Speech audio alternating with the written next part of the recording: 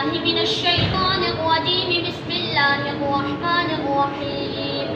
قد أفلح المؤمنون الذين هم في صلاتهم خاشعون والذين هم عن اللغو معرضون والذين هم للزكاة فاعلون والذين هم لفروجهم حافظون إلا على أزواجهم أو ما ملكت أيمانهم فإنهم غير ملومين. فمن ابتغى وراء ذلك فأولئك هم العادون والذين هم لأماناتهم وعهدهم راعون والذين هم على صلواتهم يحافظون. أولئك هم الوارثون الذين يرثون الفردوس هم فيها خالدون. ولقد خلقنا الإنسان من سلالة من طين ثم جعلناه نطفة في قرار مكين ثم خلقنا النطفة علقة فخلقنا العلقة مضغة فخلقنا المضغة عظاما فقسمنا العظام لحما ثم أنشأناه خلقا آخر فتبارك الله أحسن الخالقين. ثم إنكم بعد ذلك لميتون ثم إنكم يوم القيامة تبعثون. ولقد خلقنا فوقكم 7 طرائق وما كنا عن الخلق غافلين وأنزلنا من السماء ماء بقدر فأسكناه في الأرض وإنا على ذهاب به لقادرون.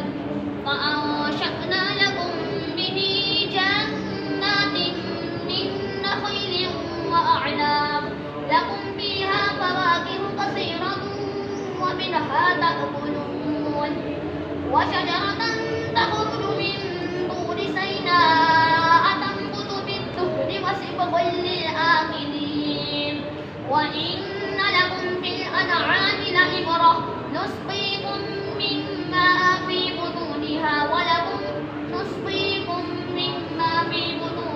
ولكم فيها منافع كثيرة ومنها تأكلون وعليها وعلى الفلك تحملون. ولقد أرسلنا نوحا إلى قومه فقال يا قوم اعبدوا الله ما لكم من إله غيره أفلا تتقون.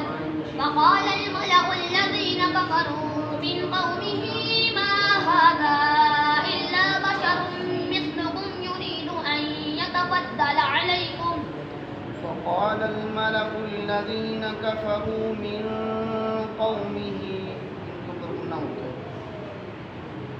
فقال الملأ الذين كفروا من قومه ما هذا إلا بشر مثلكم يريد أن يتفضل عليكم ولو شاء الله لأنزل ملائكة ما سمعنا بهذا في آبائنا الأولين إن هو إلا رجل به جنة فتربصوا به حتى حين. قال رب انصرني بما كذبون فأوحينا إليه أن اصنع الفلك بأعيننا ووحينا فإذا جاء أمرنا وفارت النور فاسلك فيها من كل زوجين اثنين وأهلك إلا من سبق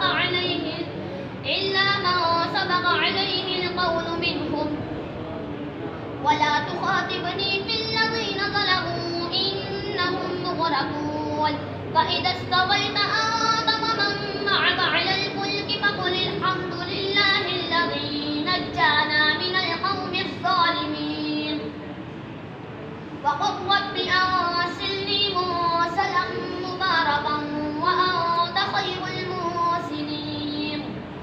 إن في ذلك لآيات وإن كنا لمبتلين. ثم أنشأنا من بعدهم قرنا آخرين فأرسلنا فيهم رسولا